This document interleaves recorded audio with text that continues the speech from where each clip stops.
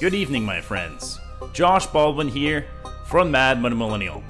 In this video, we're going to talk about Social Security, SSI, and SSDI benefits, and how some states are actually starting to consider elimination of the tax on Social Security income.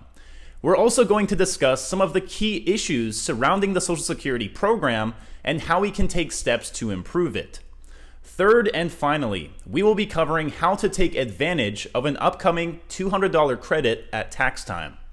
You can do me a giant favor by tapping those like and subscribe buttons, and let's get into this breaking news update regarding the latest Social Security, SSI, and disability benefits information. This information changes on an almost daily basis, and it's my job to keep you informed with the latest updates. So make sure you watch every single video and watch all the way through so you don't miss out on the most current information. And without further ado, let's get into 3 big things to look out for in 2023 regarding the Social Security program. Number 1 is the elimination of the Social Security tax. Last spring, when the surplus was merely in the $9 billion range, legislative leaders from the Democratic Farmer Labor Party, GOP, and the governor's office reached a grand deal that included investments in education and other programs, and the elimination of the tax on Social Security income. And that agreement lasted just a few days. Now, the legislature is back with a much larger budget surplus, and you're not hearing a lot from leaders who control the legislature about eliminating that tax. Currently, Minnesota is one of only 12 states that taxes Social Security income. The Minnesota Department of Revenue estimates the elimination of Social Security tax would affect more than 400,000 tax returns, where the tax bill would be lowered an average of $1,200. It would also eliminate more than $500 million per year in tax revenue for the state. Other proposed tax cuts include a reduction in overall tax rates and an increase in the child tax credit. When it comes to proposing tax cuts for other states, it seems to be more of a state-by-state issue, and so it will be up to the individual state legislatures to decide to move forward with any proposed changes, up to the congressional level. Number 2 on our list is that Congress must do more to support Social Security. The pandemic restructured the way that we work, and not always to our advantage. A prime example of the ripple effects caused by a disrupted workforce is the Social Security Administration, which serves older and disabled members of our society.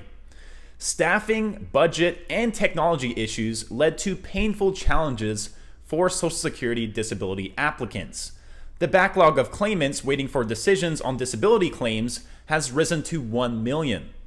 Anyone seeking help from the Social Security Administration's 800 number faces extremely long hold times.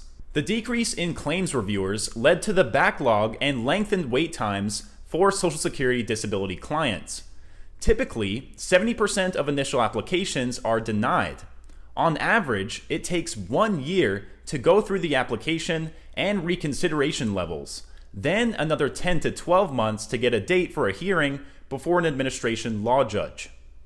The workforce shortages, outdated technology, and overly complicated processes translate to real pain for claimants who typically go without income waiting for benefits. Financial stress over paying for food, housing, transportation, heat, and out-of-pocket medical bills leads to further declines in health. Democrats called for increased funding. However, the recent omnibus package did nothing for the Social Security Administration.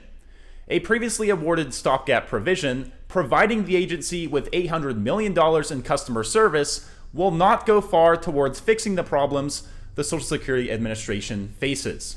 Social Security is a program American workers pay into throughout their work lives to ensure a minimal income for retirement, or to cover them in the event they become disabled before reaching retirement age. Social Security has been underfunded for more than 2 decades, while demographics show the population is growing older. An older population means we have more retirees and more workers, particularly those who do physical labor, who have been injured or are too ill to work and need their Social Security disability benefits to survive. In summary, the future of the Social Security programs should be at the very forefront of congressional discussions, not in 2025 or 2026, but right now. Our third and final point that we are going to discuss is that automatic taxpayer refunds are coming for some states. Some states are now considering the refunds at tax time in the form of an automatic taxpayer refund. Some Indiana residents, for example, will be able to claim the money as a refundable tax credit. However, those eligible for the tax credit must meet the following conditions. Number 1, they were not eligible for the initial $125 automatic taxpayer refund sent in 2022. Number 2, they received Social Security benefits in 2022. And number 3, they are not claimed as a dependent on someone else's tax return. The state sent a pair of taxpayer refunds last year, with the initial $125 sent in accordance with state law after Indiana had a budget surplus. The legislature approved a second $200 refund during its summer special session and expanded eligibility guidelines. To get the refundable tax credit, residents must file an Indiana tax return by the end of this year, December 31st, 2023, and claim the $200 as a refundable tax credit.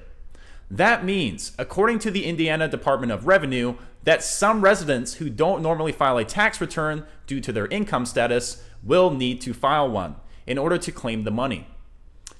Alright, my Mad Money minions, I hope you found this video helpful. If you did, please leave a like, comment down below any information you might have about your own Social Security benefits, and maybe you can help someone else out. And of course, hit that subscribe button and notification bell right next to it.